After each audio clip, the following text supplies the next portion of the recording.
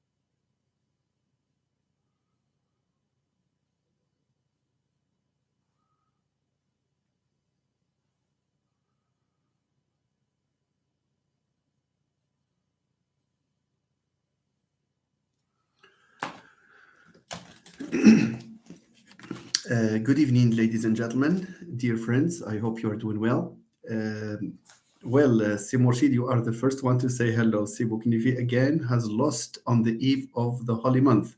Okay. All right. I hope you are doing well. Thank you for joining and keeping to nourish this interest in this academic, platform or channel, which I believe is also an outlet for our stress with all the tasks that we are involved in, both myself and you. Some of you are working on their doctoral theses, others are maybe preparing class, to teach their classes. This is not. These activities, of course, are not in the least easy. And some of you may be preparing for the holy month, specifically probably ladies, but I'm just saying this just a joke. I know that where there is a will, there is a way, and that you can make it as long as you have this interest in matters academic. Well, Nathalie Leblanc, again, she is always the second. She is second in Morshid. She always seconds Morshid in greeting me. Thank you very much, Nathalie Leblanc. سي محمد بقنيفي الميدالية البرونزية. Okay, you are the third. No, but I liked it yesterday. You were the first, but unfortunately on the wrong link. Okay. Thank you, سي محمد. Adnan Bukhari, hello. I hope you are doing well. LKM, good evening. Si Mohad Buknifi. Yeah, Natalie and Mustafa. I think they have some witchcraft there that makes them always, the first. Okay, see Yusuf, good evening. I hope you're doing well. Faiza, good evening. Faiza, how are you? I hope you're doing well. Mustafa has replied the message. Okay. All right, this is really nice. He tried again, but probably next time. Okay, nice. Very good. Maybe they are here, but a few individuals, a few friends from the Faculty of Letters, Ben Msik, Hassan II University. They have one of the students there says that he has just discovered the channel and that he shared the link with his friends, who seem to appreciate the initiative and to like the idea. And so this is an occasion to welcome them and welcome everyone, of course, who is interested and who is watching these, live sessions, as well as the videos that are posted. Okay, Si Said Rafia, hello, Si Said. Si Said is becoming again a regular first comer. Okay, first friend to join. One of the first to join and to let to sustain the watching effort until the end. This is really interesting. Thank you very much, Si Said. Si Omar Abidar, good evening. I hope you're doing well. I hope everyone is doing well here. Well, Ahlan, Professeur Nabila, how are you? Bonsoir, professeur. Bonsoir, vous êtes aussi professeur. Donc, bonsoir. Thank you. Donc, Professor Nabila, if you have a question, si vous avez une question à poser, peut-être, un thème à discuter. Donc, vous n'avez qu'à l'écrire, bien que ce soit en langue française. Je ferai de mon mieux de réagir. Mais sinon, je vais partir vers l'anglais parce que le français, parfois, il y a des fois, we are not really, we cannot maintain, on ne peut pas maintenir le flow de la communication en langue française. Very good. Thank you, Ustad Nabila. Thank you for being interested in a live session whose main language is the English language. This is really interesting. And we have friends who are specialized also in Arabic, which is a very good thing as well. Thank you so much. The 10 people are watching, 7 likes. Well, it's negligible, but 10 people with 7 likes, that's not good. Okay, so hit the like button. That's number 1. Share the link to this live. That's number 2, so that we can at least increase the 10 people there, the number there to, now it's 9, okay? Maybe people are, you see, maybe they are tired, maybe they are busy elsewhere. Never mind, but that should not discourage us from holding this live session in which we will discuss, however briefly, the main points in regard to the focus group as a data collection, okay, a data collection instrument. Said Rafi, I did it once. I joined. Thank you, Si Said. I know that I have some friends here because they like what we do here. They like these interactions. It's like when you have a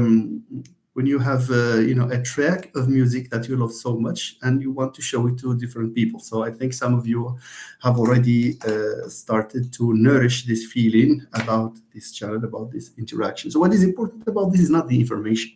I am not giving much information. I'm not giving information. It's more the interaction. It's the stimulation of questions, relating to scientific research. Yet Ustad Zineb, our specialist, can I say that she's a specialist in Arabic? She is an educator, a trainer. She is a teacher trainer in the Arabic language, but she is also an excellent user of English. She holds a BA degree in linguistics, and she continues to shine in the world of academia. Thank you, Professor Zineb. Nabila, merci infiniment. Je veux des informations sur la psycholinguistique, si vous permettez. Là, pour la psycholinguistique, c'est un domaine qui est vaste, bien évidemment, et qu'on ne peut pas traiter dans une seule séance. Si vous avez des questions particulières, ok, je ferai mon mieux de réagir. Autrement, il y a un projet qui est en cours. Je suis en train de préparer quelques capsules qui ont trait à la psycholinguistique, bien sûr, mais plus précisément en ce qui concerne l'anatomie du cerveau et du système nerveux. Donc, j'espère que ce sera OK, que ça répondra à quelques-unes de vos questions, Madame Nabila, ou la professeure Nabila. Mais je ne sais pas, parce que la psycholinguistique, comme je viens de dire, est un domaine très vaste, et ceci étant, des profs, des curricula au sein de différentes universités et couvrent de différents aspects de la psycholinguistique. Thank you very much, Professor Nabila Ashfia. Je m'attends à ce que vous m'envoyiez des questions précises.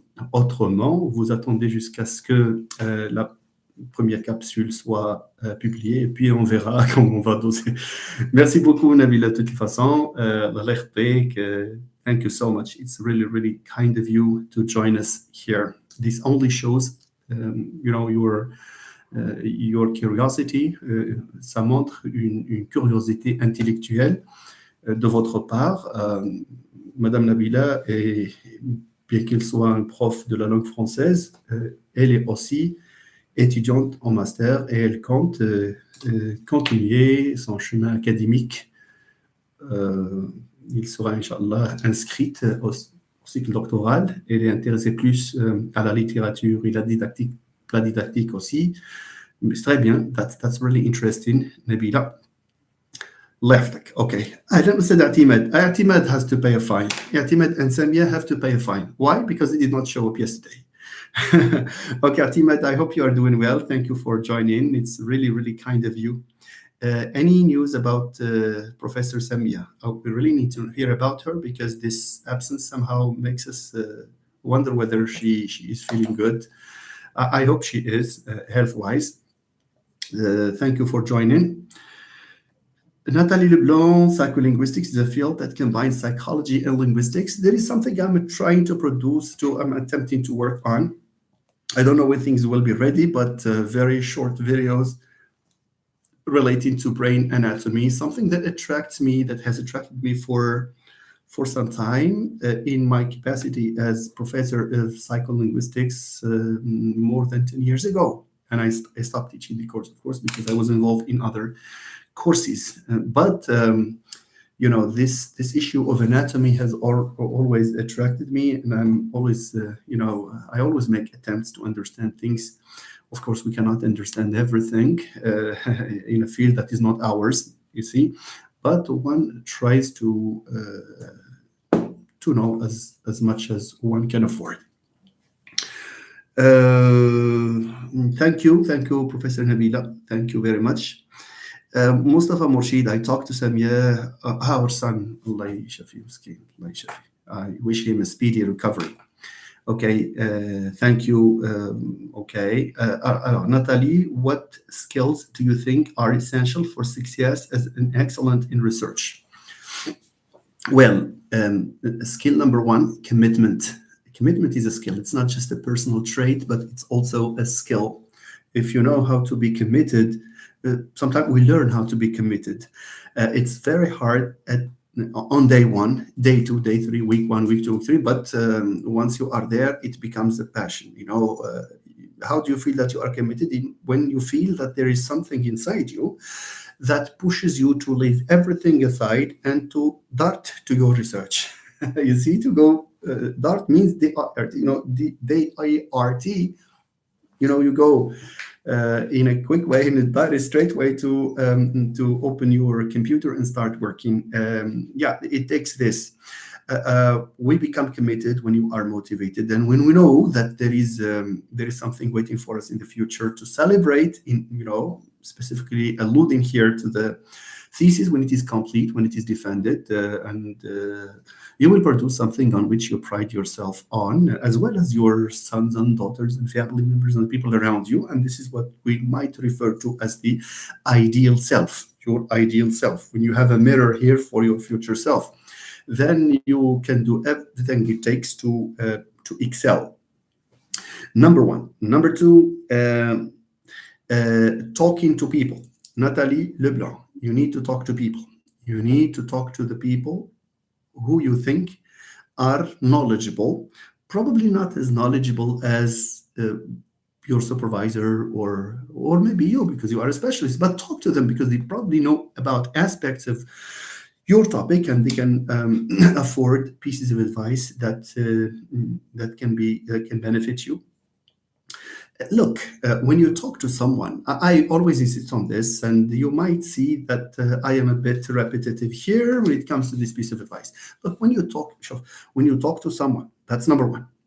Talk to someone means talk to your colleagues, in the research group, talk to professors, talk to researchers. If you know supervisors means inspectors, okay? Talk to them, talk to every single player that you can come across, that you happen to get in contact with, whose interest is related to your field. Ask him or her questions. You will get an answer. Just imagine that you did not get a satisfactory answer. Will that harm? No, it will not harm.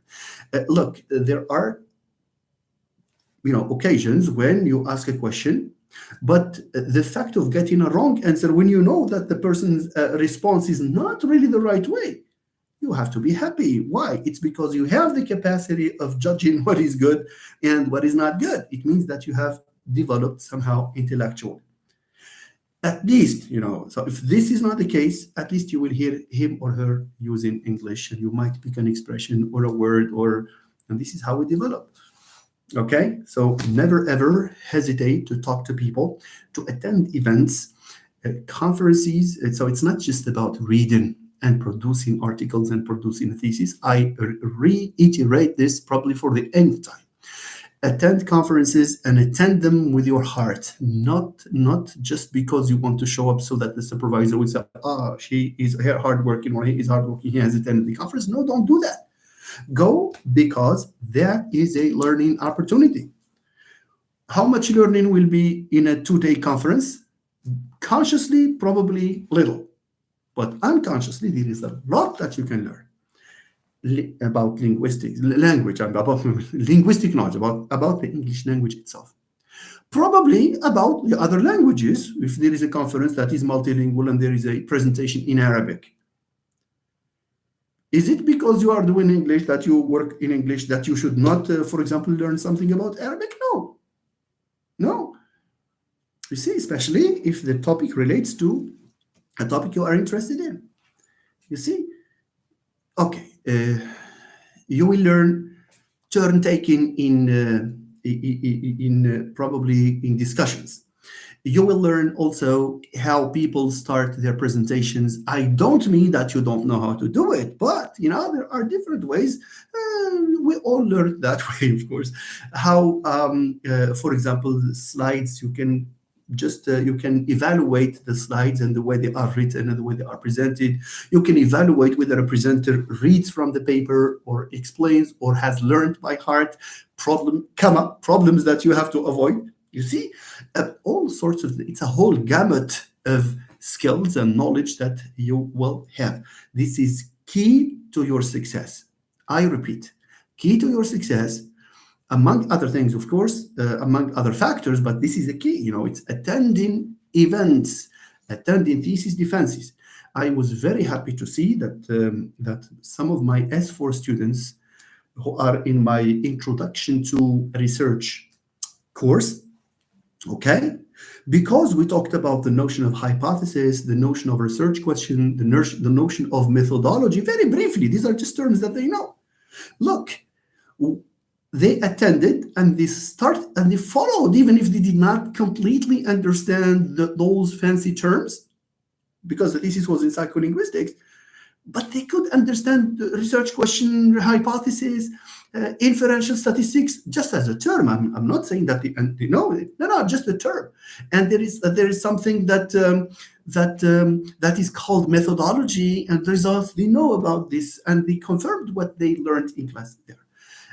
You see, you can learn a lot, from attending these public events, no matter what the language, in which, the contents of the event that you attend are delivered. Just try to do that. It's not a luxury. It's almost a must for a doctoral student who wants to invest in himself or herself. ما تقول لي writing a thesis, no matter how outstanding your thesis is. Finally, if you are just someone who is very knowledgeable about your topic, but once you slide into a nearby discipline, they cannot make heads or tails out of it, and this is not a good thing, especially if your intention is to become a professor. Some of you might say, well, what if I become professor? I will teach what I'm interested in. No, my friend, you will be assigned language courses, you will be assigned content courses that are not necessarily, that do not necessarily belong to the field of your thesis. You see? So this, I will not call it encyclopedic knowledge, but this knowledge, bits and pieces outside of, your field will do you, good. Okay, very nice. So let me read the comments here, and I apologize to the ones who would like me to speak directly about the focus group. Let me finish these things. Anyway, tomorrow most people will not work because it's a Saturday, unless there are some teachers perhaps who will, go to their classes. But anyway, it does not harm to spend some time discussing this, because anyway, this is just a sequel of yesterday's video. Thank you. Okay, let me read some of the comments before. Alors, talk to. Okay, so we talked about this. I wish Samia's son a speedy recovery. Good evening, Ustad Siraji. Real Madrid first, before Professor Siraji. We have Real Madrid, Bil Arabi. Ramadan Kareem. Ramadan Kareem to you too, Real Madrid. Thank you. Siraji, good evening, dear colleague. I hope you are doing well. Real Madrid Bil Arabi, are you following us here, or are you just trying to advertise your channel, perhaps? I don't know. Nia Hasana, is that you have joined us because there is a discussion? Anyway, it's fine. It's okay. So, Ustad Arim, Ahlan wa sahlan. Good evening, dear colleague. I hope you are doing well. Thank you very much, Ustad Arim. Thank you for always making it to these live sessions and taking part, because you are also an active participant in the discussion. We miss Siboy-san. I don't know where he is, where he is now. Okay, so thank you, Professor Rim. Greetings to our great professor, Professor Siraji, your dad. Okay. Sikarim Bulain, hello, dear professor. Do you think research is encouraged and appreciated in the Moroccan context from your experience? What is needed to be done to enhance it? No, research in the fields that we know, applied linguistics, literature, and cultural studies, and in Morocco, it has thrived.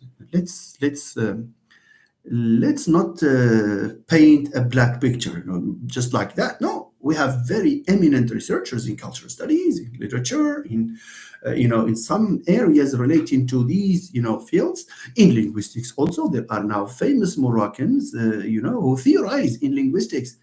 You see, and there were some, by the way, since the 1960s, there were people who were adding and modifying theories of phonology, of syntax, and you see, for example, there is one by the name of Gersel, Mohammed Gersel, yes, who came up with a condition on assimilation rules. And the article, I remember, I read it way back in 1998. It's a condition on assimilation rules. You see, there are people. There is Jamal Hilla, for example, who is a famous figure in syntax, and currently there are people who do very well in their research. Of course, there are exceptions, and there are exceptions, unfortunately, in the negative sense, because there are some theses that probably lack in, some of the features of outstanding theses. Maybe they are content with a strict minima. But let's face the fact, there are very serious attempts, very serious endeavors to, to enhance research in different fields. Okay, thank you. That's my view of things. Of course, yeah. Probably, maybe we don't have enough scholarships. Probably, I don't know. But if people want to work, they can work with or without scholarship. You see, very nice. Okay, thank you, Sikarim, for your contribution with this question. Si Mohammed 8 Tazart, research methodology. We will need it. Yes, of course, Si Mohammed 8 Tazart. Maybe this is the first time Si Mohammed comes to us here.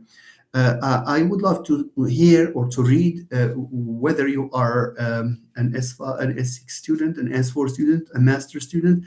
And if you have a precise question about research methodology, I will be very happy to react to it. But if you conduct research, Si Mohammed, if you conduct research, of whatever nature it is, then obviously you need to have a part where you describe how you collected or you have collected your data and how you have analyzed it. So you need that. That's research methodology. Some studies, like, for example, a study on the phonology of Amazigh or of Arabic or whatever, here you probably need a shorter methodology chapter. But where you have field work, means going out and collecting data, you have to describe the process in the required amount of detail. You see, otherwise, people will not really be comfortable with the results, whatever they are. They may not. They will say, well, how did you manage to reach this point? So you have to describe the process very clearly. Thank you, C. Muhammad 8 Desert. Thank you. Ustad Areen, commitment is shown when the student enjoys and so passionate about working on his or her thesis or dissertation. And I have to stop at this very important point made by my colleague, Professor Dr. Reem Siraji. How do we feel how do we feel this enjoyment as we work on a thesis? One very good start is not to have a topic imposed on you. I come back to this again. I receive requests, and I'm sure my colleagues here do as well. When it comes from an S5er, that's no problem. We can understand this because that's the first experience. But when it comes to someone who is holder of a master's degree and who intends to apply for a doctoral, to submit his candidacy to become a doctoral student, and then they email you or they send you a Facebook message and say, "Sir, I would like you to suggest a topic for me." But that's a non-issue. That's not a question. That should not be asked for the simple reason that you have had enough experience in research, and you know for sure that asking people to give you a topic to work on, you are not a robot, my friend. So if I give you a topic, then are you sure you will work on it? No. You might reach the eighth, the ninth month, the first year, and so many people did it. I'm sure there are people here who have had occasion to know someone who has started a research project and he repudiated it within the first year. Why? Because they say that there are certain constraints, certain hurdles that I could not really, face. That I could not trace past. But does this mean that if is the solution switching the topic? No. So because when you choose the topic yourself, you are convinced of it. It becomes yours and you develop it. One tip here for master's students is to keep the same topic. I don't know where this weird idea comes from. The weird idea is that if you work on a thesis, if on your thesis for the master's on topic A, then topic A should certainly not be the topic for your doctoral thesis. This is completely wrong. No, no. In fact, it's the better option. The better because we have to. The better in relation to the other one. You see, it's a better option. Why? This is how we become a specialist. This is how we become specialists. It's by starting to investigate one aspect at the level of the master. Certainly, you will have a research gap later on because you will have limitations. Start with your limitations and broaden your topic by adding one hypothesis, one research question, or two, or whatever, to broaden the scope of the thesis, and it will become a good doctoral thesis. And what you will gain is the feeling that you are a specialist in a given field. Okay? So, someone who has worked on a topic for 1 year at the level of the master's program, and maybe 4 years, or some students 5 years at the level of the doctorate. So it's plus the void that you have in between. You see the vacuum between the masters and the doctorate, because you have been, even if you have not been involved, some of you are involved in readings, but even if you have not moved, the idea keeps hovering in your mind, and on occasions a hypothesis comes up, or you ponder over the issue, or whatever. You see, so you become a specialist later on. So conclusion: one way of becoming an outstanding researcher, a good researcher, someone who enjoys and who is passionate about working on his thesis, in the words of Professor Siraji, the first step is to have your own topic, not a topic imposed by someone else. A very bad idea, my friends. You see, for S5, S6 students, this is completely okay. This is okay because that's the first experience. They don't know what research is. They have never had occasion to explore a topic in a formal way. It's fine. You can help them. You can tell them you can work on this, on that. And I receive questions of this type and I answer them without any comments. But when I receive the question from someone who is holder of a master's degree, I always say that whatever I say to you, you will unlikely succeed in working on it with joy, with enjoyment, and with motivation. So the alternative, so my suggestion in reaction to this question is usually think up a topic, send it to me, and I can work it out with you in order to produce a tentative title and probably a tentative scope, a delimitation of the scope that, and I did it, by the way, alhamdulillah, successfully with a student who came from another university. Okay, yeah, he came with a topic. Okay, then we worked on, we narrowed it down, and I asked him I suggested to him that he probably needs to embark on this aspect, and this aspect, 2 or 3 aspects, and then his proposal was accepted, and this is exactly what students need to do. Even the proposal needs to be discussed with people. It's not just a thesis or even what you suggest, what you propose, what you submit as a candidacy. Proposal is not a formality, my friends. The research proposal is not a formality. The research proposal is taken seriously. And people select you primarily based on your proposal. It needs to be well written. It needs to have a clear idea. It needs to be justified. And by the way, this is not challenging. If you do it the right way, you do it just the way it should be done. You see, but waiting until 2 days before the deadline, okay, and start thinking up something. Most students can come up with something like English language teaching and artificial intelligence. Yalla, submit the topic. But where is the point? Where is the idea? Some of them intentionally, probably out of good faith, je ne sais pas, intentionally or not, but they would insert a fancy term like artificial intelligence, and so that I'm not saying that artificial intelligence, if it's done the right way, that's a very good topic. It's good to be up to par, to keep abreast of the developments in sciences and their applications to the world of teaching. That's a very good thing. But when you have not read anything and you don't have any idea what you will do in your thesis, it's just that I will explore artificial intelligence in education. No, that's probably not a good way of going about writing your proposal. So I think this discussion in reaction to Professor Siraji's point has driven us a bit far afield, but that's for a good cause. So thank you, Professor Reem, for bringing up this very important point. Hello, Khadija Belghazi. I hope you are doing well. Thank you for joining. Khadija, thank you. Thank you so much. Si Mamouni Muhsin, writing a paragraph, formal language.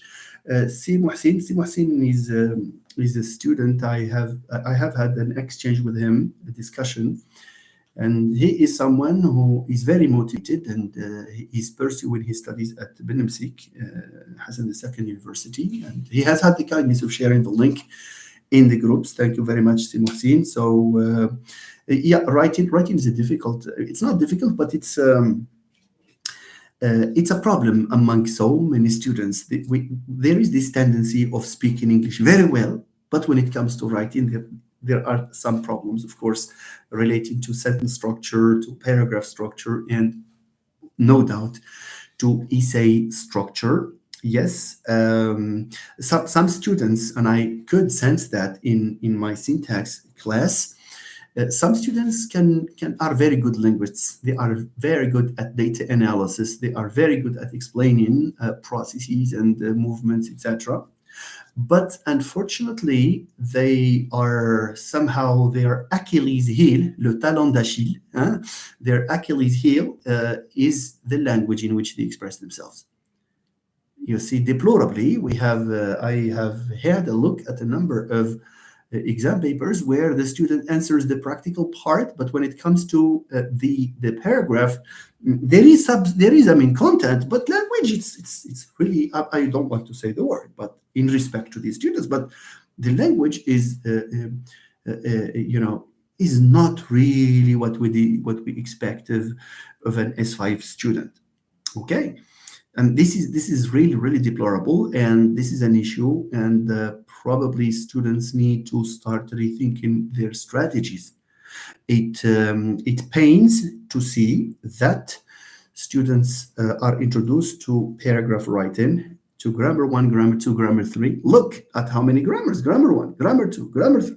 İşte, and paragraph writing, composition, advanced composition. Wow, that's too much. And then when you are together with S4 and together with what you study in other courses in English, of course, all this has not been enough, okay, of a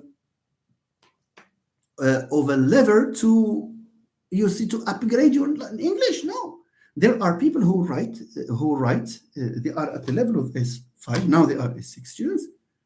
They write just like a baccalaureate student, and this is really, it pains to see these things, honestly. But there are students again who are outstanding writers, and you see in class, you know, when you give them a spontaneous task to write, they produce excellently written paragraphs. They are fewer, of course, unfortunately. So, Muhsin, just to give you this piece of advice, you told me that you are an S4 student, perhaps, or an S4 perhaps student. There is still a possibility of repairing this. Okay, Muhsin and the rest, the people who think they have a problem. You know, most people have one problem at least in writing, at least one problem, but there is always room for remedying this state of affairs, this situation where you cannot write an accurate, an accurate sentence, and an accurate paragraph, and you have some students have no notion whatsoever about the sentence. And ironically, ladies and gentlemen, ironically and deplorably at the same time, some students can answer the question as to what types of sentences there are in English. They can talk to you about the simple sentence, the compound sentence, the complex sentence, the coordinator, the subordinate. They learn these things by heart. But when it comes to this, the application of these rules and this meta language into their writing, they fail miserably. That's a big problem. You see, that's a big problem. Well, you can tell them, if you tell them directly, conjugate the verb, for example, to drink in the simple present. I drink. They will say, I drink, you drink, he drinks. They know, because when you raise their consciousness, they know. But when you ask them to write a paragraph and start counting, about someone, about your friend, for example, you are more likely to find that the S's for the simple present are missing. This is one of the so many examples that characterize this abominable state of affairs when it comes to the written production. There is a crisis in writing, and there should be urgent measures in this regard. And students really need to reconsider the way they conceive of their studies.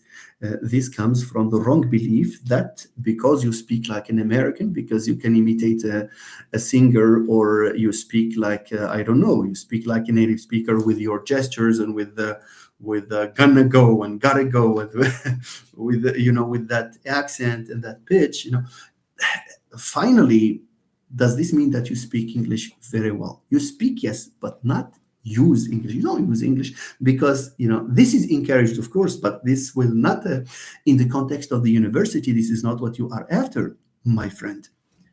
No, that's not the objective at the university. It's very good to speak naturally and to pronounce words and sentences and phrases like a native speaker. I am not saying that this should not be the case. No, no, no, no, no. I wish I could speak like a native speaker. You see, some of my students are can pass for native speakers. Honestly, at the level of S1, S2, they speak in a very beautiful accent, a very accurate one. But this is not, this is just the smaller half. You see, it's not even a half, according to me.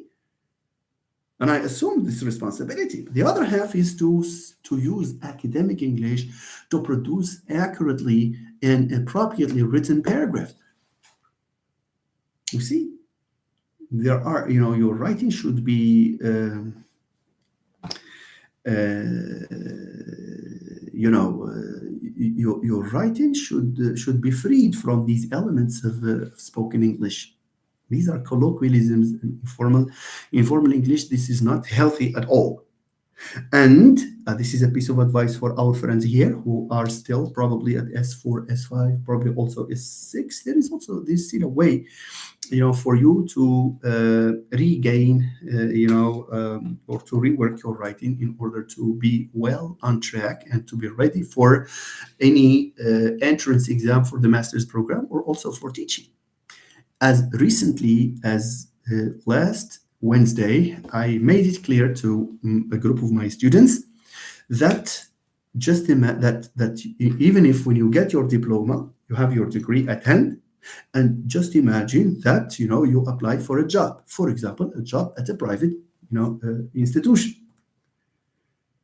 You see, do you think that they will tell you, well, you have a license degree, you are welcome, you have take these flowers and get into the? No, they will not hail you with applause. No, they will check your knowledge first. You see, so because they cannot hire someone who will teach mistakes to their children. You see, some parents don't care. But there are some parents who always open copybooks of their students and of their sons and daughters to see what they have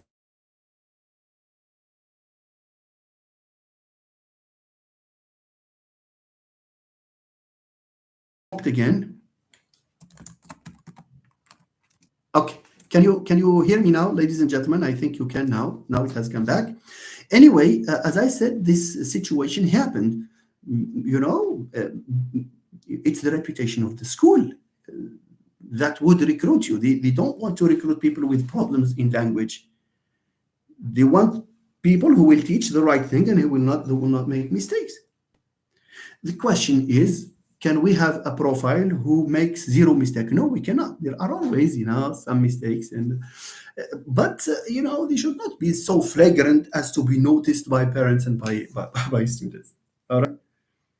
I hope the message is clear, and this is more of a way of sensitizing our friends here to the importance of writing. By the way, it's not difficult. It's not difficult. Just put your phone aside, and I'm sorry, I am a little bit conservative and I'm old school in this, and take a book and read it and go back. Wait. Go back to your grammar books.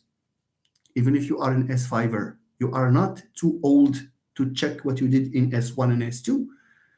Just go back. And probably when you go back as an S5 or an S6 student, you will do it with more maturity and with more responsibility.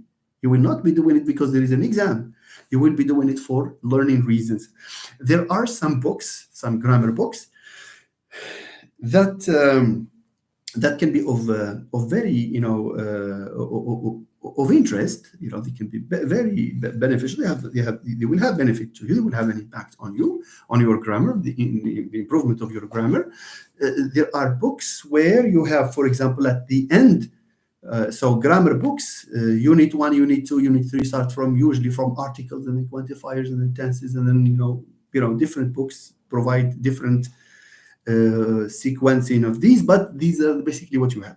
This is basically what you have, and then at the end you have the key. The key to the exercises that you have there, plus of course different some books, some course books, grammar books have a corresponding workbook. Ladies and gentlemen, there are two things. Do you want to save your writing from the so many problems that it paddles through? No, that's fine.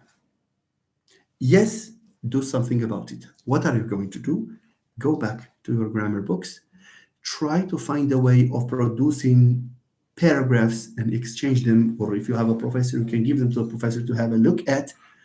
I say paragraph because it's easy for you to produce, and it's also easy for the teacher. It will take him or her 2 minutes to read and give you a comments, maybe in a red pen, in red ink, and then you go and you will write another paragraph by taking into account the feedback you got from your professor.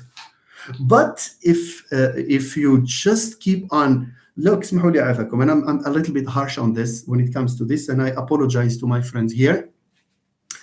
When you have a course like Introduction to something, like, for example, global culture or cultures, let's say there is a course like this. Isn't this a very interesting learning opportunity for you, apart from the content? And so if the teacher assigns a chapter to you, it doesn't mean that you will go to the machine like ChatGPT and ask about, take the key term and ask ChatGPT to give you a summary or find summaries. Sure, the people who are looking for summaries are lazy people from day one. Even if they got 60, they get 60. And you are not doing good to yourself. You are doing more harm to yourself than good when you go the easy way, when you take a shortcut. Taking shortcuts in studies is not a sign of intelligence at all. I'm sorry to tell you this. It's one way of destroying one's potential. And therefore, this will have an impact, not necessarily on your grades, but what is important is what you have here. Because when you read, a chapter in the field of cultural studies, you see, the language in which this chapter is written, or a typical chapter relating to cultural studies, for example, is written.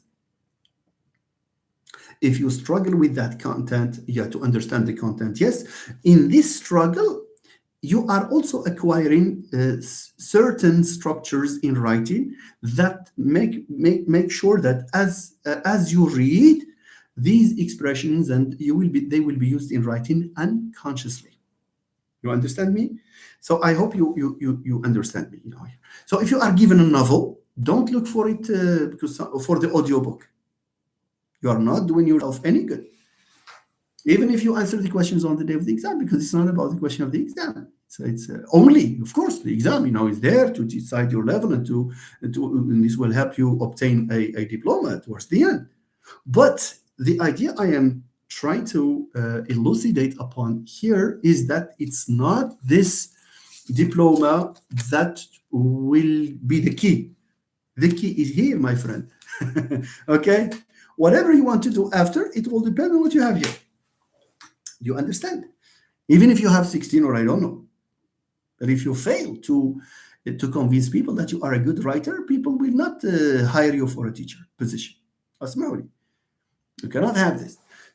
I'm not saying that it's late. No, it's never late. There is always this the opportunity to, especially when you combine good intentions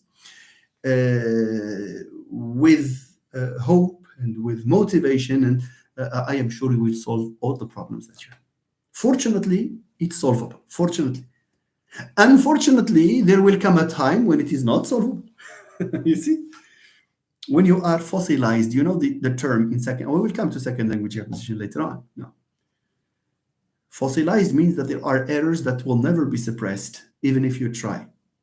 See, so please, the student, the life of the student, is a life where there should be only seriousness. Choosing the easy way because you think you have the means and you have the machine and you are intelligent, so that you will not spend. You don't want to prevent yourself from the pleasures of young age, going out with friends and I don't know, traveling and you can do that. I don't mean it. But do that in a rational way. Do that in a considerate way, in a way that You see, that will always remind you that you are a student. You see, you may be rich, you may belong to a rich family, but you are a student. You have to walk the walk, do what the other people do to become excellent. And if you are born to a rich family, for example, and you combine this with good knowledge, that's really nice. You see, fortunately, studies and knowledge do not exist, you see, in shots like these to give you. No, you have to do it the way other people do it. Okay, so that's the idea. I may have spent more time than I should on this specific point, but I think in this point there is enough advice and enough sensitization to our friends, and this is one way of welcoming Si Muhsin and his friends, because we had an exchange, and you see, and I gathered that there is probably an issue regarding the writing, not on the basis of my discussion with him, but you see, we had the discussion anyway, but I don't know how to put this. When you do not validate some module, it's probably because you know the content. Sometimes we know the content and we don't know how to express ourselves there. There are students, and you can say no. You can counter what I'm saying, but I'm sure this will convince you, and it may have occurred to some of you here, or to at least to your friends. There are occasions when you get out of the exam of an exam, you start, waving to your friend, saying that you did well. I answered all the questions and it was very easy. And I answered all the questions that I'm expecting between 16, 15, and 16. To your dismay, when the results are announced, the 15 and the 16 that you were dreaming of are actually an 8 or a 9. What does this, how can you explain this? Yes, you answered the questions. Yes, the content is there, but in a poorly written paragraph or essay. That's what explains this. Okay, nice. So I put this aside and I continue reading the comments. Almost 1 hour has elapsed, but since this is just a sequel of what we said, maybe we will leave our discussion of this focus group until probably the last segment of this meeting. Some of you say yes, yes, yes. Okay, I think the yes, yes, yes was for the question whether you could hear me and you could see me. It's great for students to speak. Professor Siraji is saying, okay. We have Rahali Siham who has retracted the message. I don't know what she wanted to say. Okay, but let me see if there is a comment down. Okay, Usadarim says it's great for students to speak English fluently, but it's look at what this professor is writing, Professor Siraji, but it is through their writings that their level of English is revealed. Allah يجازيك بخير. الله يرحم الوالدين. That's interesting. That's fine. Safi, you made it clear. Thank you very much, Professor Siraji. We buy handouts from the copy center. It's good. I mean, handouts, you can buy handouts, but please read the handouts. Read the handouts. Some students have the handouts, but because they think that the handouts, there are a lot of pages to read, and because they do not have enough time, perhaps enough energy to read the handout, they go and enter the terms in a machine, in the software, and then they get very direct examples. That's not good. So please see Muhsin, it's a good idea to read the handouts with your dictionary at hand, preferably a paper-based dictionary, a book like this, and preferably an English dictionary. If you do it consistently, you will see your level increasing, you see, very smoothly and very significantly, all right? Thank you, Mamouni, for giving a follow-up to the piece of advice that I have given you.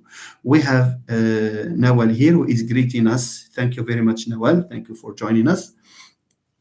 Si Said Rafi, English Grammar in Use by Raymond Murphy. There is this. Maybe that's relatively recent compared to the ones اللي كانوا عندنا حنايا. We studied in a practical English grammar. There is a workbook and there is a course book. It's somehow detailed, but if you give it enough time, this will solve all the problems in writing.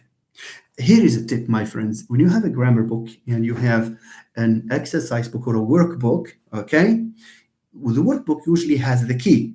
So you don't need any professor, you don't need anyone. You see, this is a very good opportunity for you. You take a piece of paper like this and you write exercise 1, maybe page so and so, okay, this page. And then question 1, 2, 3, 4, 5, until question 40, if there are 40 questions. You answer all those questions without checking anything. Of course, you go to the exercise after you have read your notes, the notes that, okay, the explanations that you have in the chapter. But in the exercise, you write 1, 2, 3, 4, you answer all the questions just based on what you remember from what you have read. That's step 1. Step 2, okay, of course, and you move maybe to exercise 2, exercise 3, until you finish the series, the exercise series relating to a specific chapter. What will you do next, my friend? Moving to the next chapter? I would say no, it's not a good idea.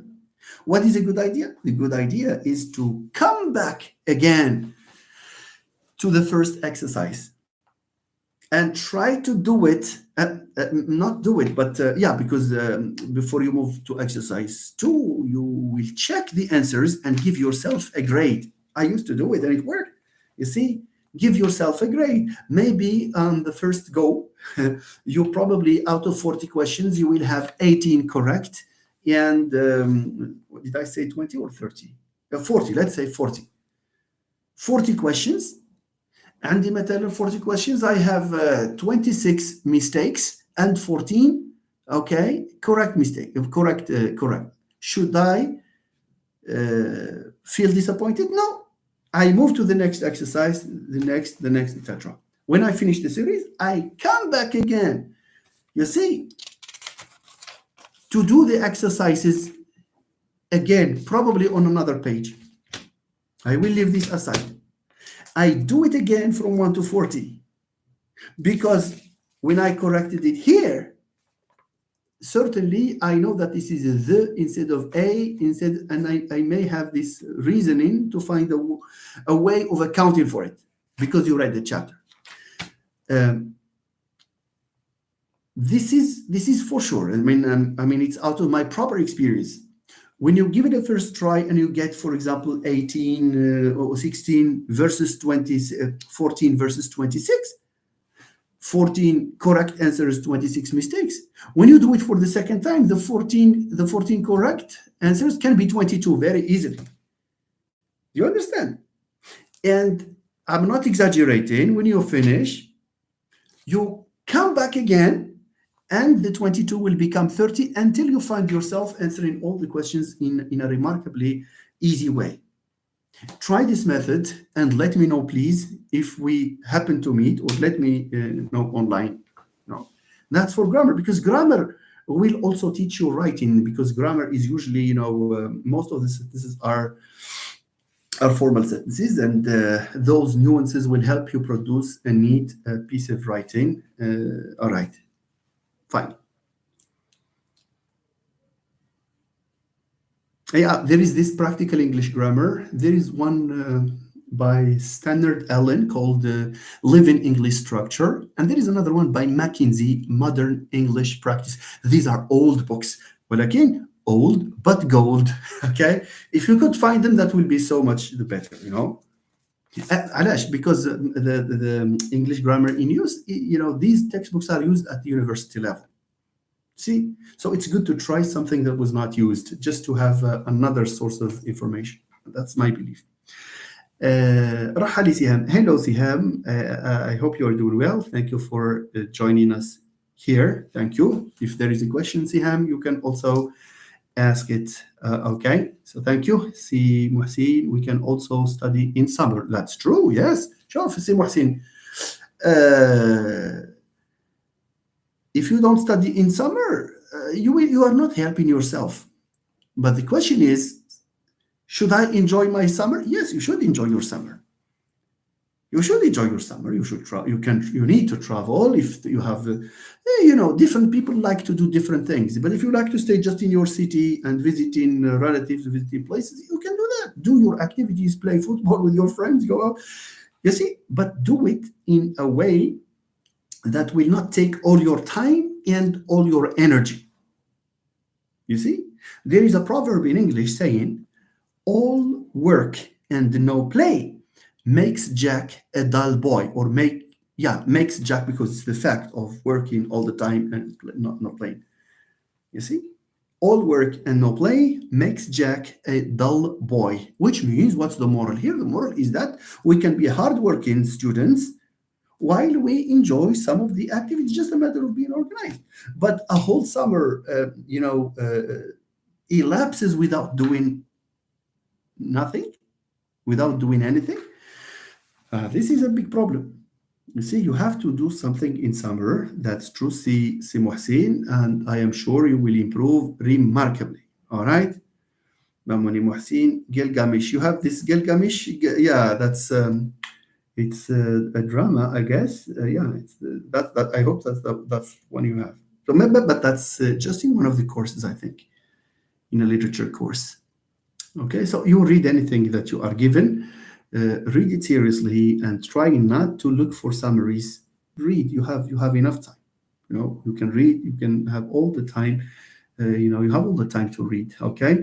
Nathalie Leblanc says writing with proper grammar and spelling makes the writing easier and understood. Thank you, Nathalie. Let me say something again here. A piece of advice, just a piece of advice.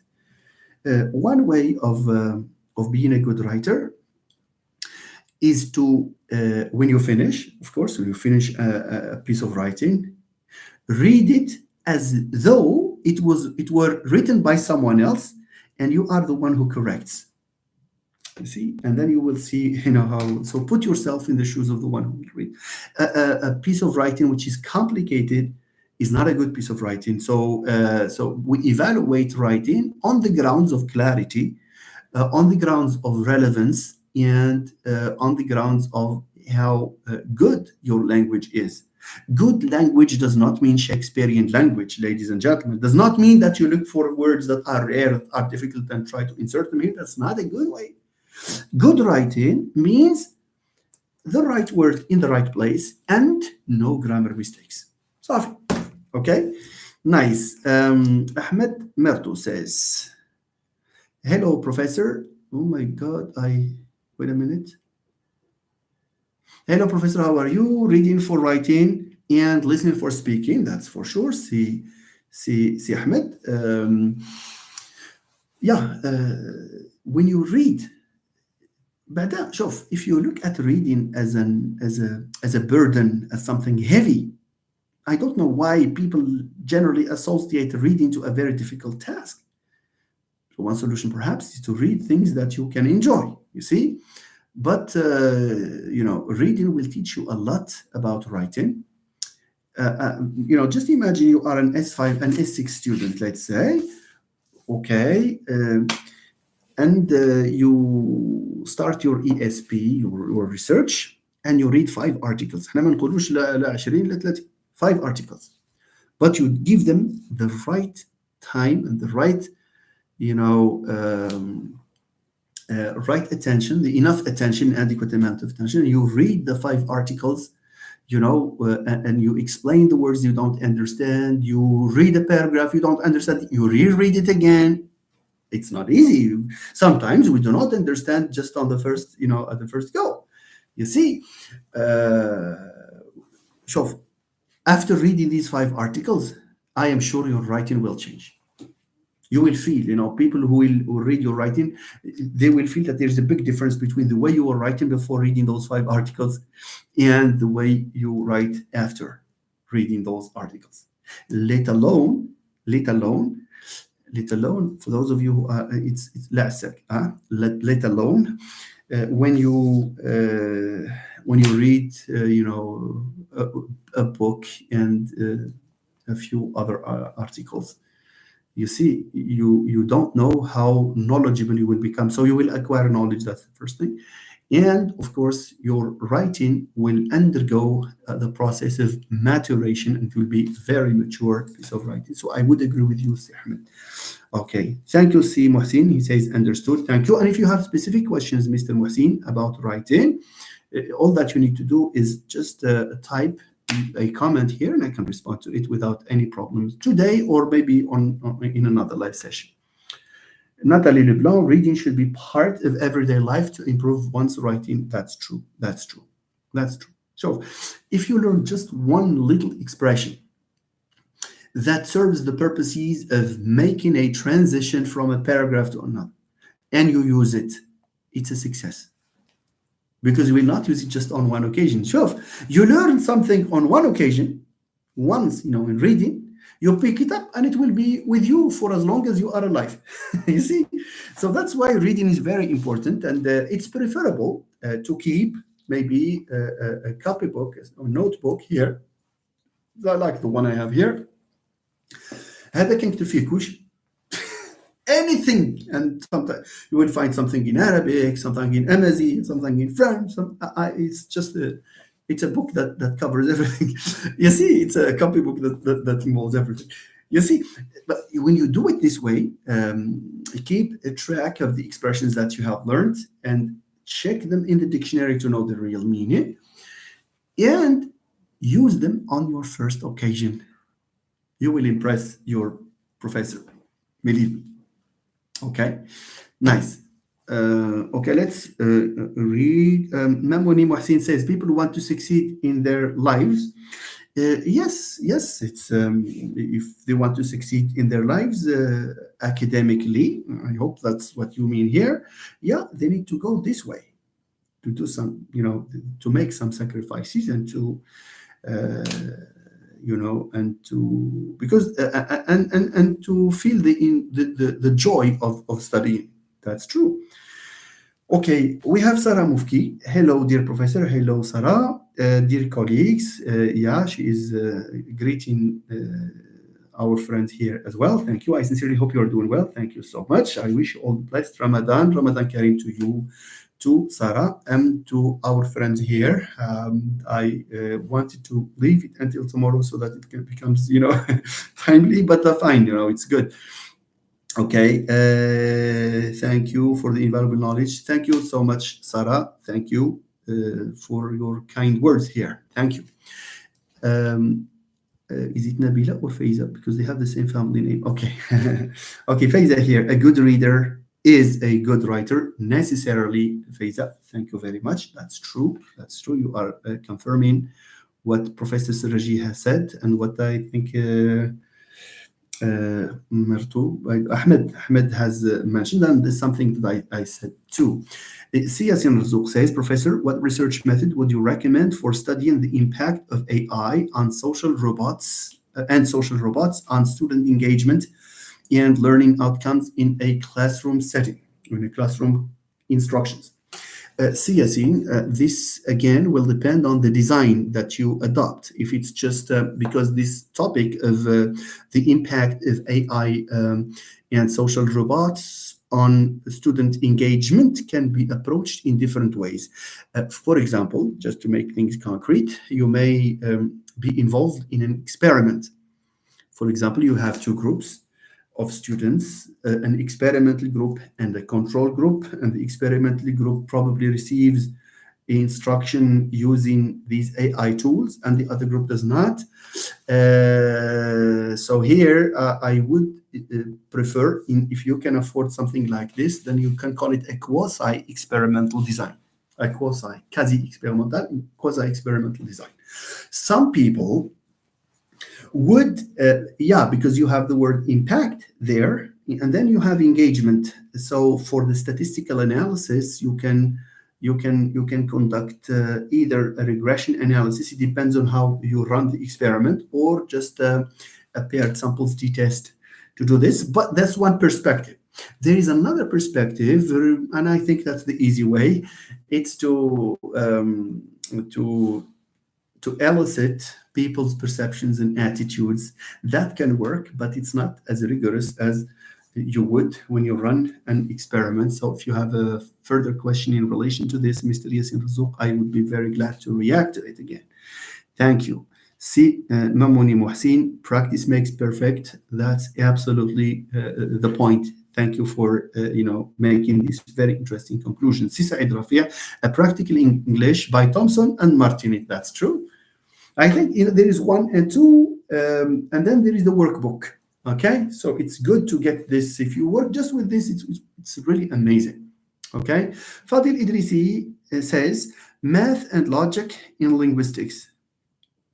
Well, maybe in semantics there is a branch called formal semantics that uses some symbols and some relating to logic, but there is nothing mathematical in linguistics.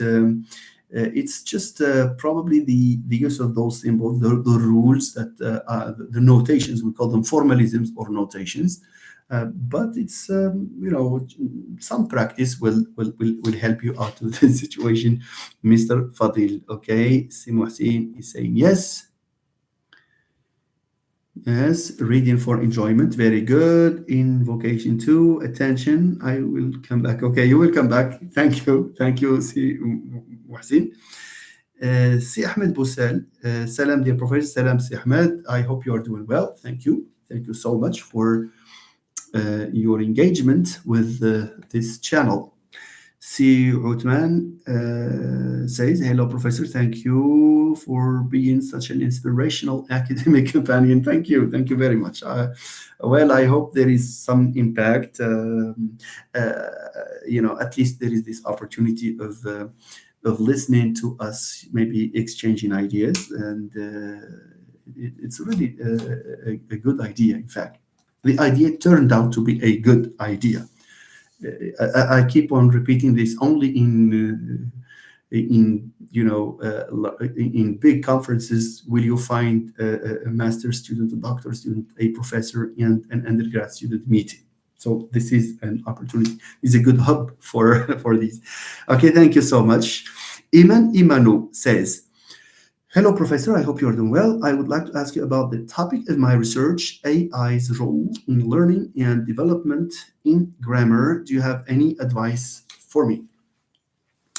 Yeah, that's a very good topic, especially that these years, especially this year specifically, most of the topics at the level of the master's, the doctorate, the BA, they include this component or this element of AI, which has come to replace ICT. Do you see ICT tools now in titles? No.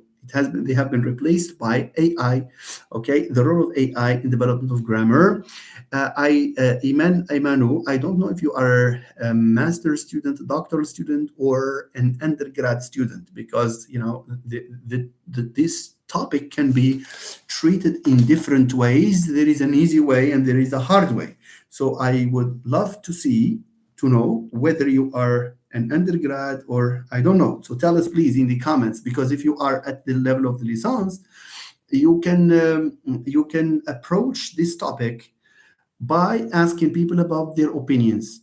That's all, because that's your first experience. You just go and ask students and teachers about the role of AI in the development of grammar. But if it's a higher level, then probably an experiment is needed. So we would like to see what level you are. Okay, and so unfortunately I couldn't make it in time. Never mind, Noel. Never mind. Different people we all have our circumstances sometimes that prevent us from making it on time. Never mind. Natalie Leblanc, a control group is used to establish causality. Yes, that's true, because when you have an experimental group and a control group, then and especially if you control for all the variables, and you administer a treatment, it means that whatever changes that you will find between the experimental group and the control group are due primarily to the treatment that you have given. Fadil Idrisi, I was meaning the logical manuscript. In terms of proofs, yes. In terms of prose, yeah, there is this scientificity because linguistics is defined as the scientific study of human language, and this is the word scientific means that there is what we call a modus operandi, that is to say, a methodology, a way of collecting data and analyzing it and logically reasoning in favor of this, analysis or the other analysis. So that's true. See, Fadil. Yes. Yasin Razuk, thank you so much. Inshallah, Yasin, good luck to you. Siham Rahali, thank you, Professor. I hope to see you explaining art. Yeah, please, Siham and anyone here who is at the level of S4 with taking the course of Introduction to Linguistics. All I need, that's it's not a condition, but please send me a message to the Facebook page, Your Academic Companion, Dr. Amrous. Tell me what you would like me to explain, and I will do that without any problem. I will reserve this. I will be very happy to reserve a session for that. All right, so never mind, Siham. I will do that with great pleasure. All I need is just just a message, because I receive a number of messages. So there will be probably prioritizations when it comes to the relevance, because some messages ask you for things that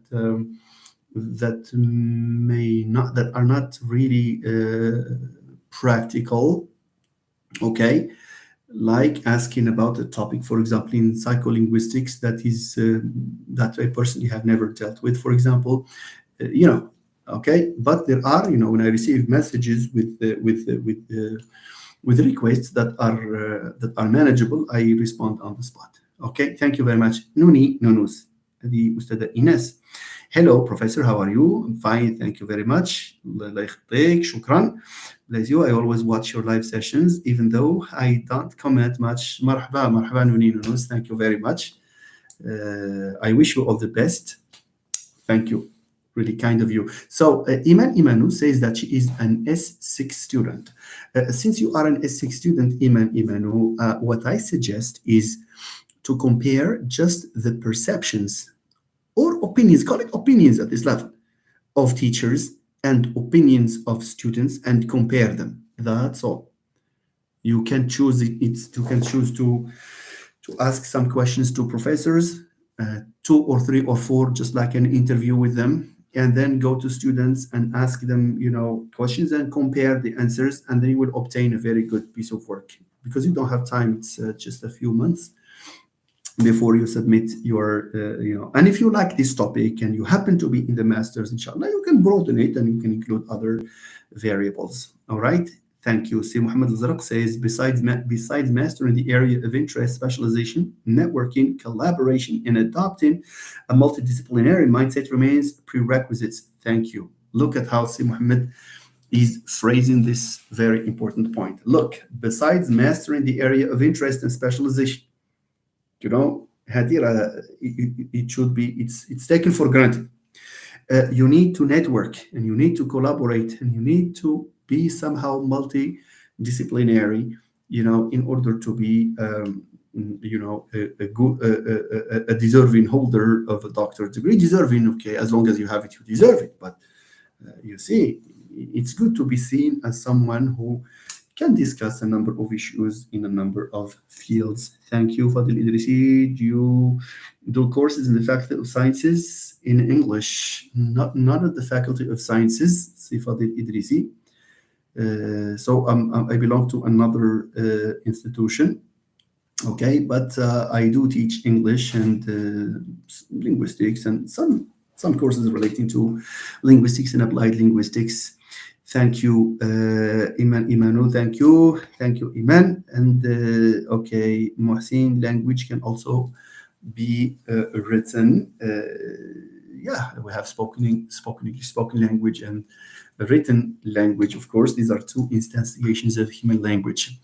I think that the list of comments has been exhausted, and I don't know where I have put some. We have inserted some of the points that I have jotted down in relation to the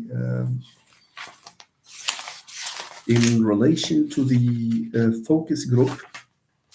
I don't know. No, I everything is written here. This is the book.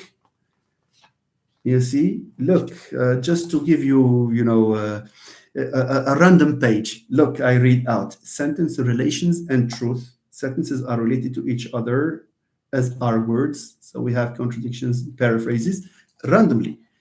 And I have motivation, internal, latent. I'm just reading two types of motivation, etc. I have something in Arabic here, and well, yes, okay. So let me, if I cannot find the note here, then I can just improvise. I can say things impromptu without any problem. But I think we have a few questions there. We have more questions, I guess. So but probably it's not here. Well, never mind, never mind. Let me read the comments and then we move to the discussion of the focus group. Okay, Fatih Idrisi, science students. Thanks, and your questions and analysis and response is an example to follow. Barakallahu fik, Mr. Fadil Idrisi. Thank you so much. Really nice. C. Razouk says, C.S. Razouk, Professor, could you recommend a good textbook on pragmatics? That would be helpful for my studies. I would really appreciate your guidance. Thank you. Do you need interlanguage pragmatics or just the theory of pragmatics? I have a few textbooks here. If you just send me a message, a private message, I will attach a PDF to you, C. Razouk. Okay, so just send me a message and then I will respond. I will attach, I have a few. I mean, I can attach it to you without any problem. All right, fine. Ahmed, what is the difference between a research problem and a research question? Yes. Now, for the research problem, in French, c'est la problématique de la recherche, that research problem generally translates as a research question, but not vice versa. A research problem, it's one way of saying what happened in the world, what's wrong there that needs research. That's a research problem. Okay. For example, there is something that people have accounted for, but very few studies have, been in place for this aspect. That's a research problem. Or people have been unable to explain why, for example, students behave in a specific way. That's a research problem, okay? And this research problem will be the basis for your research question. A research question, it takes the form. So a research problem, also they differ also in terms of the form. A research problem can be expressed in a paragraph, for example. But a research question has to be a direct interrogative question, like to what extent, or in what way, or how, just how. But please, for a research question, it's better to avoid questions like, for example, what, and for example, how many, let's say. A question with how many. For example, how many instances of, I don't know, marriage or divorce or whatever have been reported. That's not good for a thesis. Why? It's because the answer is just a number. What are you going to do with the number? You see? A question with to what extent, a research question with to what extent is better. Why? It's because you give room to your respondents to provide you with enough data that will allow you to explore different points in your discussion. This is again different from yes-no questions for a research question. Yes-no question, do teachers or are teachers happy with their job, for example? The answer is yes or no. So what then? That's the point. So we have to be very careful. All in all, a research problem refers to the description of a difficult situation that you probably want to solve, to investigate, to explore, especially an issue that has not received enough attention from people. A research question derives from this. It's more specific than the problem, and it has the form of a direct question. And here I open a bracket and say, in research questions, try to avoid yes/no questions and questions that have a very specific answer, like giving you a number. All right. Thank you, Mr. Ahmed. Iman Imanu. Imanu, sir, please tell me what kind of questions should I ask for my project? Because you said the impact of AI on students learning grammar. For example, one thing you can ask teachers is, do you think that students can improve with your explanations only or also with the use of AI? I'm just saying this out of the topic of my mind. You can also ask them about what aspects of grammar can be improved with AI and what aspects that cannot be improved. Are there, for example, grammar points that AI cannot help with, etc.? And you can ask the same questions to students. For example, do you prefer to study, to learn grammar by means of artificial intelligence, or do you rely only on the textbook and the teacher the traditional way? I mean, questions like these, it's very easy in this. Iman. Or you can ask two or three questions if it's an interview, and you will get a lot of data that will help you. All right. Do you teach American culture too? Not really. I happen to teach British culture and society, but it never occurred to me to teach American civilization or American society. Okay, nice. Muhsin, thank you for the questions. Yassine, okay, thank you very much. Natalie Leblanc, could you please, or could you tell us about the challenges that you have faced during your research journey and how you overcome them? خلي الله صافي. You mean research journey? Well, in my research journey, there was a point where my supervisor had to go on retirement, and there was a little gap that was, alhamdulillah, solved towards the end. And I remember I had this concern that probably if I have another supervisor, they will not accept working with the framework that I use, which is optimality theory and second language acquisition.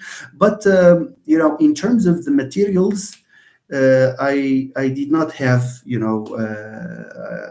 problems because I got help from very generous individuals. And you see, despite the fact that I was involved in a teaching activity in the private sector, I managed to make my way through, and I learned the very important lesson. So if there is one lesson I learned from my doctorate, it has to do with the idea that in thesis writing, especially at the level of the doctorate, but this can apply to any experience, any research writing experience. Okay, where you see uh, working continuously can result in outstanding, in outstanding piece of work.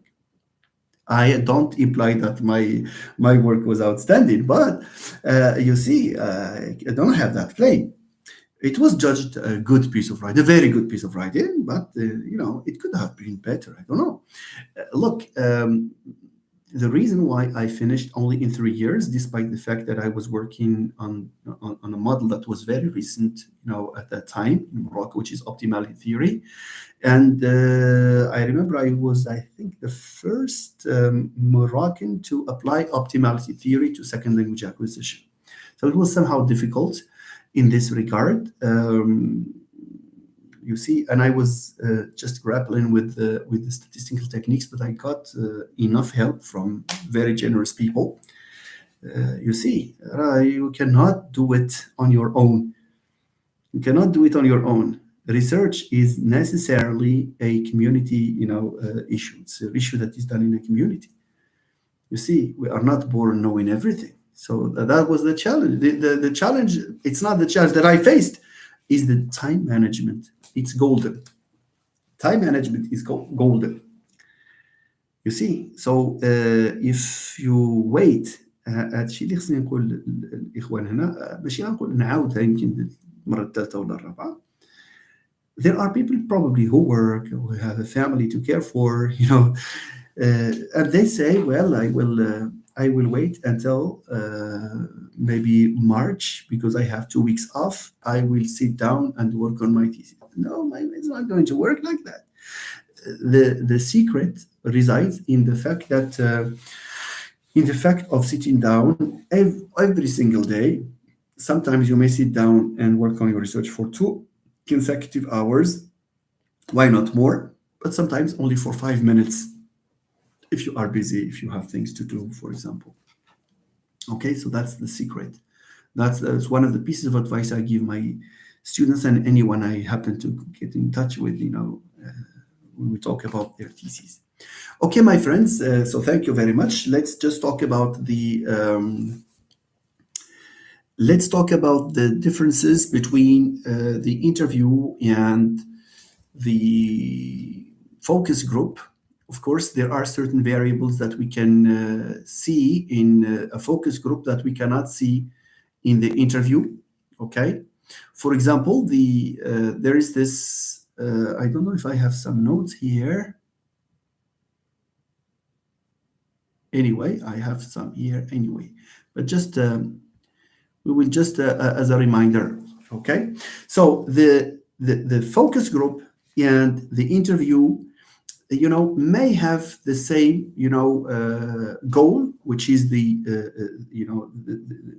quest for qualitative data to analyze. Of course, like the interview, the data of the focus group is one that is analyzed qualitatively. For example, you can do discourse analysis, analyze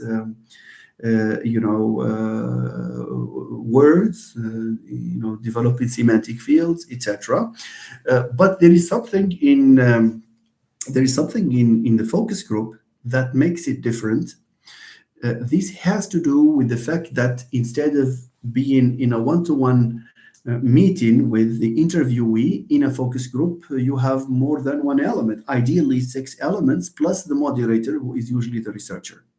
So while in an interview, maybe the flow of discussion can go freely without necessarily knowing what where the discussion will end. In a focus group, generally there is some control over it. What's that? A little amount of flexibility compared to the interview. It's because we have a lot of people talking with the moderation of the investigator or the participant. The moderator who is also probably taking part or just giving prompts and listen to people discussing. Now, the advantage that a focus group can have is, number one, sometimes there are issues that are better treated, okay, by using the focus group. Why?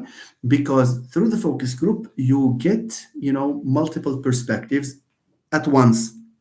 So instead of, for example, interviewing 2 students and 2 parents and 2 teachers and 2 headmasters or whatever, you can just ask them to be grouped in one gathering, in a group, in a focus group, where you have their perspectives, being witnessed. There's this simultaneous, production of content reflecting different perspectives, of course.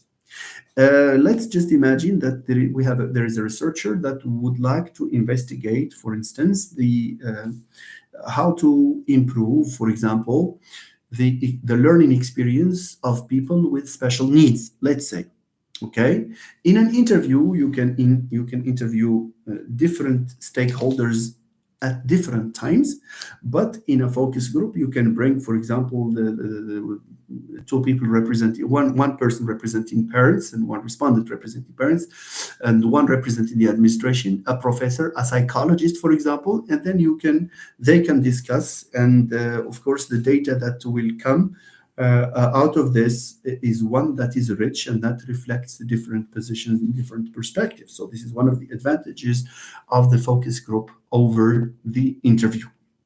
Okay. Also, in a focus group, by the way, for those of you who hear this for the first time, focus group, it means what? It means the researcher who wants to collect data invites 6 people. Ideally, people talk about 6 people, 7, 8, but 6 is ideal, to discuss a specific issue, and the discussion that will be produced will be the data to analyze, to answer the research questions. Okay, so we talked about the advantages of the focus group over the interview in certain circumstances, especially like the topic that I have given you, where a number of stakeholders are involved. Okay, because the decision can be made by on the recommendation of a psychologist and the encouragement of parents and decision of the administration. You see, and the implementation of the teacher. So we have these stakeholders, who are involved, and it's ideal to instead of interviewing them individually, it's good to interview them as a group, because as you interview them, you not only have access to the content that will be produced in the form of discussion, but you will also have occasion to look at the group dynamics, like turn taking, and like for example the body language in which an idea is expressed, that can be taken into account, of course, and the tone that people use, etc. So here you have these advantages of the focus group over the interview. Okay, let me read your contributions here. Focus group allows participants to share their perspectives in response to the questions raised in a collaborative, interactive, and contextual. This is very interesting. Yes, yes, it's this contextualization that is at stake. That is a key factor in the focus group. See, Lazrak, thank you. That's true.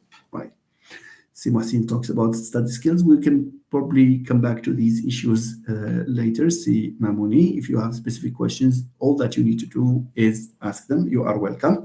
Natalie says interviewing involves asking individuals, small groups questions about a topic. While a focus group, there is interaction. So there is this dimension of interaction and of a group dynamics that is involved, that makes sometimes the the focus group a better alternative to the focus group. Okay, let me see if I have forgotten. So both of them, by the way, so what is similar? The similarity is that both of them, you see, have, are qualitative, are ways of collecting qualitative data in an attempt to answer the research question. There are some advantages some disadvantages for the focus group relating specifically to the issue of confidentiality. There are some topics that probably are sensitive, okay?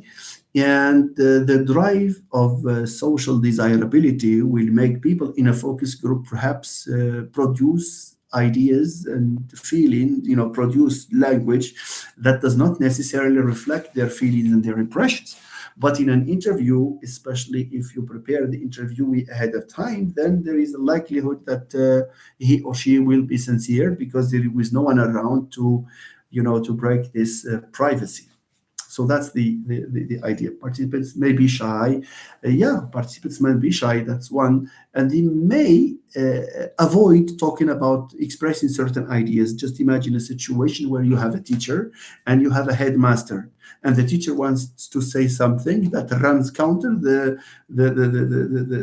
dictates of the institution, or wants to complain. He cannot do that, of course, in that case. Okay? Right. What is non-language? As a term, non-language, it's I understand it here. I don't know about it as a as a term, but a non-language is like a non-issue. It's probably a sign that is not linguistic. That it's like when I say what am I? What do I mean? Anything? I don't mean anything here. So this may be taken as a non-language, but if it exists as a technical term, then you can just we can just check and see whether this exists as a term that is established in the linguistic literature. Okay, what is a non-language? We know well. A non-language is perhaps in the context of distinguishing human language from machine language from animal language, where there is an issue relating to creativity. Human language is more creative, and it can talk about things that are remote in space and time, etc. All right. We can together a truly a representative sample. This is in social sciences, Natalie. This is the main difficulty. We will never be confident 100% that okay, Mohsin, let me just finish this idea and come back to your point. So, as I said, we can never be confident of the fact that our data is genuine and it represents reality, because it's mythical. Reality is not reality, the truth. I mean, the truth is mythical. Nobody can claim to know the truth. There's always this margin for an error, because when we deal with humans, there are a plethora of factors that come into play, and there are chances for us to fail to control some of the important variables. Thank you. So let me just answer Mohsin before I probably will wrap up this meeting. Well, is winking and ringing non-language? Yes, because it's non-language, because it's a sound, yes. But does it mean anything? Does it express an idea the way you express it by means of a word? No, it's probably a semiotic. In semiotics, they have these, symbols. There is a meaning to it. When you ring, it means it's a message for you to. It's one way of drawing your attention to the fact that you have to open the door. For example, if it's a doorbell, if you ring a doorbell, or on the phone, it's a sign that you need to pick up. But it's not like formulating a sentence to convey a meaning. Okay, so probably in introduction to language, you have this issue of the design features of language, and in semantics, there is this difference between semantics and semiotics. Okay, good. Well, it's a language, but it's different from the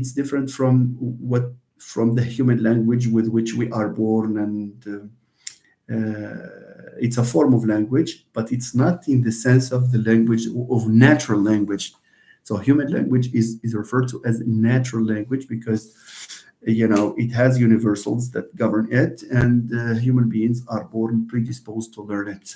Okay, never mind. So we can continue the discussion perhaps later. I feel somehow tired myself.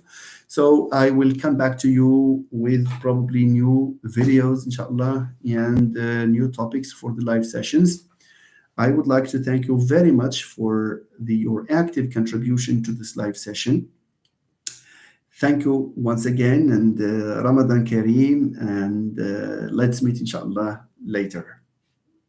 Thank you very much once again. Bye bye, everyone. Have a good night.